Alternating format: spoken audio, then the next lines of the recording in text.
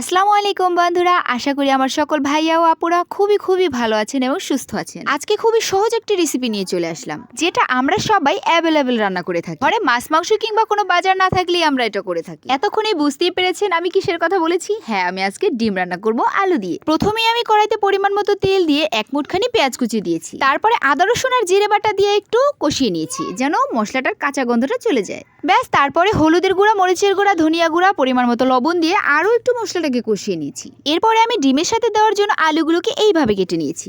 আলুগুলো ভালো করে ধুয়ে পরিষ্কার করে মশলার সাথে আরও কিছুক্ষণ কষিয়ে নিয়েছি। ব্যাস, আলুটা যখন একদমই মশলার সাথে ভাজা ভাজা হয়ে গেছে, তখন আমি পরিমাণ মতো পানি দিয়েছি। আলুটা কিন্তু অলরেডি আমার 70% সিদ্ধ হয়ে গেছে কষানোর সময়ই।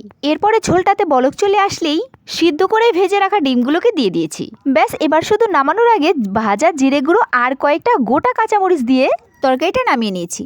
ব্যাস, আজকের এই সাধারণ রান্নাটা আমার কেমন হয়েছে কমেন্টে জানাতে কিন্তু ভুলবেন না। সকলে ভালো থাকবেন। আল্লাহ হাফেজ।